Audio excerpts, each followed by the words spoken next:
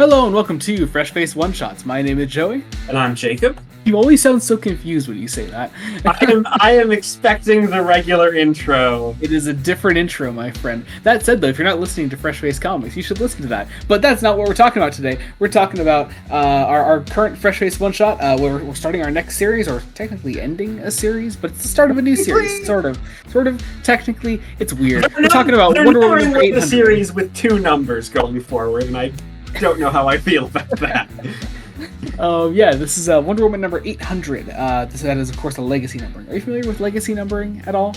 I know that that's where they add up all, the different volumes, because, Action Comics 1000 came to be when you count in the 52 plus issues of the new 52, and it's sort of that thing. Yep. Yes. Yeah.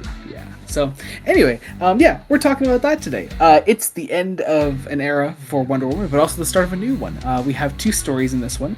One written by Becky Cloonan and Michael W. Conrad, who I've not been reading Wonder Woman by, but I have been reading Batgirls, and they're on that, and it's a great book.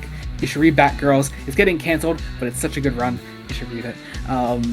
And, honestly, you might want to pick up their Wonder Woman if this last issue is anything to go by. It's a really good story. And then we also have the reason that we're actually reading this today is the second story in this is written by Tom King, who is taking over Wonder Woman with a brand new number one this September when Night Terrors is finished up. So that's mostly why we're reading this. But actually, I really love this first story. So let's get right into this because this was pretty fucking awesome. This was This one kind of, here's the problem. This one blew the Tom King story out of the water just by being really, really interesting. It is a part 2, but I think it is completely accessible. I don't think you need to read part 1 because I didn't and you didn't, and I kind of jumped right into it. So I want to read a part 1 because you're right. Yeah. I mean, I imagine it's just the issue before, so because I'm also I'm kind of clear on what the title is aping on. It's aping on that one Alan Moore Superman story that everybody's heard of, Whatever Happened to the Man of Tomorrow. Which I think there are a lot of very similar titles for other DC characters like that throughout the DC universe. Like there's one that's I believe it's in Brightest Day for Martian Manhunter called Whatever Happened to the Manhunter from Mars. And really? There are a bunch of them. I also know there's the big Batman one that's written by Neil Gaiman that I hope the podcast covers someday, along with the original Alan Moore one. It very well can. Very well yes. can. So let's get into this. This is done by a bunch of different artists. I don't know who does each and every individual section, but I know the framing device of it is mostly done by Joelle Jones, who is a very great artist. But I do like this first section. So you don't know, I'm assuming, the Wonder Girl currently. I don't know I know she's a new Wonder Girl. Right? She was fairly recent creation. So, because DC can never make up its mind, she was the third of what was supposed to be the new Trinity of John Kent Superman, Jace Fox Batman, and this would be Yara Flor Wonder Woman. That never came to be, unfortunately. But she is a great character of the small appearances I've read of her. So she's fun. We get an opening they're meant to be dream sequences that appear throughout this as Wonder Woman is going under some kind of healing, I believe. Healing, what it seems. This is all sort of reflective of Diana's, I guess, life and friends and mentees and successors. Also, I find it fascinating a character who appears later on in the issue is built up as Diana's sister, which I find interesting because I mean that's the next dream sequence section here anyway. Yeah. It's so we have Donna Troy here. I think it's more sister as in like Amazon sister, sisterhood there. I think that's what it means. I'm assuming not literally. I would assume not literally her sister. Okay, because I am. When it comes to Donna Troy, I've only read the first 3 volumes of Wolfman and Perez's the new Teen Titans, which is she's clearly not meant to be her sister. Then. No, it's just it's sisterhood. It's an Amazon thing, Yes, it's an Amazon thing. Ooh, I also really like the way sort of the Amazons who are healing Diana are portrayed. These aren't. I'm guessing these are modern characters. I hope they. I kind of want to read the rest of this run, despite reading the final issue. Yeah. Yeah. Yeah, I mean, it is, but as we said, I mentioned already, like, it is a very good issue on its own. We go into our next one here with our third and final Wonder Girl here, Cassie Sandsmark, who's nice to see here. She's got a lot of energy. I haven't read too many appearances of her, but I always like her whenever I see her. I know she's part of like the Young Justice, I think, and then what, like Teen Titans? Yeah, she's of part of the like New 52. Like, yeah, the New 52 Teen Titans, which I have read. Like, if I have to say, like, generations of DC, Donna is like the same generation as characters like Dick Grayson, and like Wally West, right? Yeah. Cassie is like Roy Harper. Cassie's with like Tim Drake, Connor Kent is who like sort of those. And then I'm guessing Yara Flor was supposed to be with like John Kent and Damian. Yeah, well, not so much Damian, because Damian's actually getting to be an old character now, isn't he? Yeah, that's the weird thing about Damian is like Damian is still like the more apt Batman character would be, I guess, Jace Fox. Who's a character I don't know anything about. I like Jace Fox, and I'm really mad that I Am Batman was canceled. More on that at a different point in time. I'm assuming. There will eventually be an opportunity on the podcast, I'm guessing, for you to go on a rant about Jace Fox somewhere. Yeah. But yeah, they fight off Darkseid here. It's very nice. It's cool. Yes. Yeah. I forget who do we go on to next? I forget who this is. After this is my lack of Wonder Woman reading showing here. After Cassie. After Cassie, we go into Bruce. No, there's someone in between. Oh, right. I'm not sure who this is supposed to be. I think, is it Artemis? Like it seems like she's drawn kind of like Artemis. I believe that might be the case. This is the one where like continuity wise I'm a little confused about. Yeah, I have not kept up on current Wonder Woman comics in so incredibly long. If we're wrong, get in the comments, please, and correct us. But anyway, yeah, we get a Bruce Wayne appearance then, which is very nice. We get to see the parents die again, and as I've said many times on the podcast, I will never get sick of seeing these fuckers die. But it's great. It's played as it's the same like nightmare that Bruce Wayne has every night where he sees his parents die and he turns into Batman. And Wonder Woman sees it here, and I love the sort of dynamic that they have here. She's treated as this like sort of comfort for Bruce. And an emotional rock, sort of between the Trinity. That's kind of what the rest of the story's going for, which I think is a really interesting characterization. Yeah, that I really like. And I like that towards the end of the Bruce section, he turns back into a kid again. And I like the "You'll never suffer alone" line.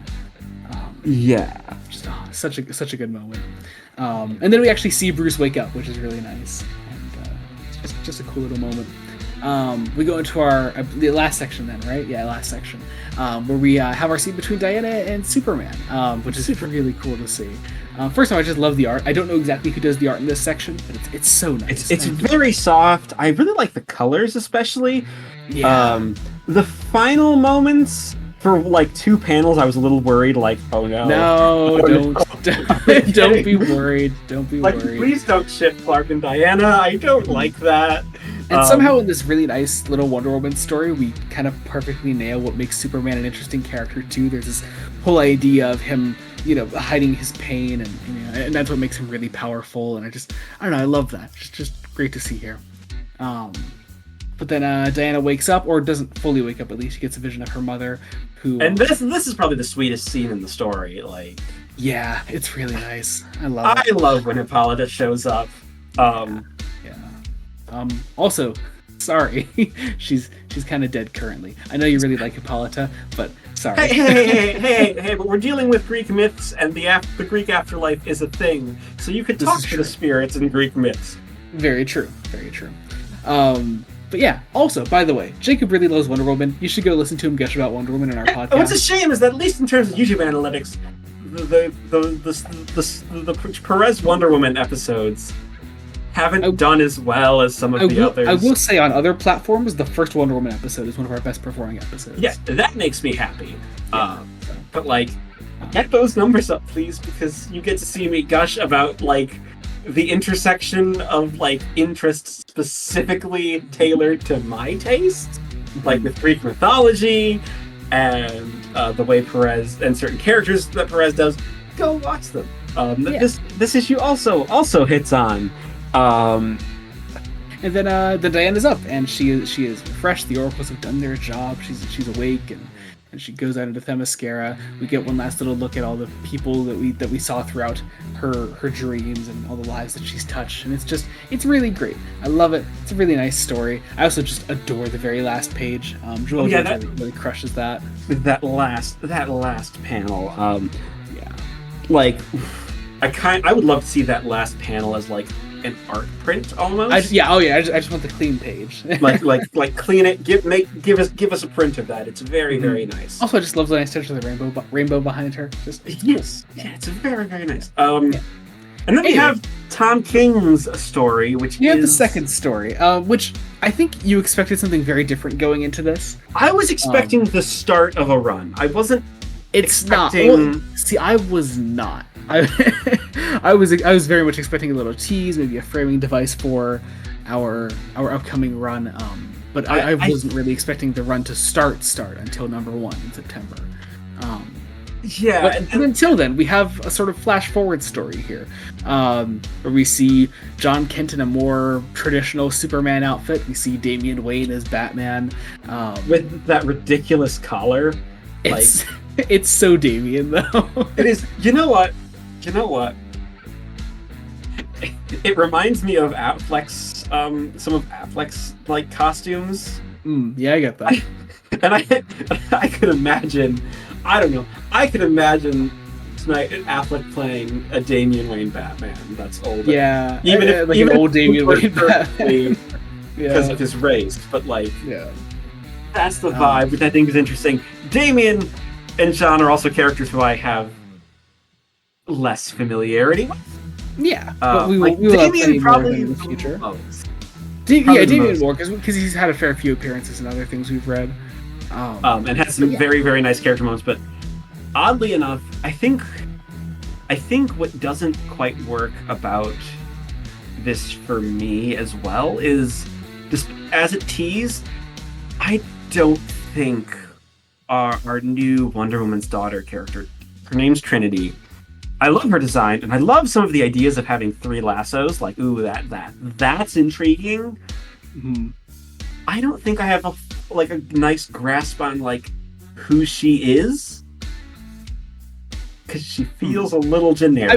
I mean, yeah. Well, I don't think we're supposed to get a full feel for her yet. It's her very first appearance. It's only a few pages. Like, it's nothing crazy. That said, I do love her design. Costume I love her design. I love Lizzie's look. Also, Daniel Sampere is on art here, and he's fantastic. I love him. He did Dark Crisis recently, and I believe did Dark Crisis recently? He did Dark Crisis. I think he going to be the artist on King's main run? Yeah, he'll be doing the whole. I believe at least the first arc, I assume. Yeah, if not more. I don't know. Artists could change. It'll be interesting to see where the run goes from here. We do get some really nice character interactions here, though, between the 3 of them here. And they enter this cave. They have to go through like 3 challenges. The first is pain, and John takes that on, and the second is skill, and Damian takes that on. And the last is honor, and Trinity comes up against a vision of Wonder Woman, her mother, and I don't know. I like all 3 of these scenes. Specifically, I think it's obviously meant to be Lizzie, Trinity. I don't know what the difference is between the names. I'm assuming we'll find out more about that in the main run. Yeah. One thing I do like is her middle name is Marston, and I think that's just a nice little homage to William Moulton Marston. Yeah. I also believe Elizabeth might have been the name of one of Marston's partners. I think possible. I do not know though. But then, we make through all 3 of these challenges, and Lizzie goes to see this man in a cage who tells her some very cryptic things, and I'm very curious to find out who this character is. Like, really, really curious to find out. That's a very nice tease. Yeah. I really, really hope Wonder Woman number 1 is strong at telling an actual story, like an actual. I imagine it will be. King very much knows that with the page space he was given in this issue, that he's not able to, I think, fully get people on board with his run yet, and that's a job more saved for Wonder Woman #1. So yes, but I am glad we read this because I like getting this first little look at Trinity. I just love the character interactions between Damian, John, and Liz. It also really nice the issue stuff. gave us a chance to potentially have another run to add to the list of potential runs for the podcast with Becky Cloonan's run. I have a lot of Wonder Woman runs that I want you to read, actually. So good. You know what? She is probably the pillar of the Trinity that gets shit on the most. She's definitely the least focused on, and it's also a shame because with the introduction of Yara in like recent comics, there was an attempt to like make Wonder Woman a bigger like family of comics like Batman and Superman, and that quickly got shafted by the higher ups at DC. She's also just a character who I think has fallen to just general sexism in media because she fills the role of, in like classic Golden and Silver Age DC, the role of the girl, when she was designed not to just be the girl. She's a fascinating character, a character I've grown to love, and I'm always excited to read more of. I'm very, very glad we were able to make I'm very glad that for Fresh Face One Shots we were able to make the Trinity of books work. Absolutely. Even if for Batman we're kind of fudging and it's not one of the main titles. Dude, we cover so much Batman on the main podcast. I think it's okay. Yeah, it's okay. Well, Batman sells. Batman sells, as he should, because he's fucking Batman. But also Wonder Woman and Superman should sell too, and that's sort of why we're doing this, I guess. So yes. Yeah, it's nice. I guess that about does it. Yes. That was great. As always, check out the podcast. Be sure to follow us on Twitter. I'll leave our link trees when down. This is coming out, we recently released a Wonder Woman episode, I believe. The next episode we'll be releasing is a Flash episode. Fresh faced one shots. We I think either the day before or the day after this is I'll have this out first and then I'll release the next Superman. Yes. So we're currently covering Superman by Joshua Williamson, and as we already said, Brave and the Bold by mostly Tom King, Christopher Cantwell, a couple others. I can't think of all of them right now. Dan Mora, I think, has Dan Mora. I had a singular story in the first issue, so that was cool. And the second issue of that comes out next week at the time of this coming out. So, yes. Yeah. So we can't say what we thought of that at all because it's not out yet. We have not read it yet. So yeah, be sure to check out all those other things. They're all on the channel and the description below. Thank you all so much for watching. It really means a lot. Until next time, this has been Joey Morgan and Jacob Licklider. Goodbye. Goodbye.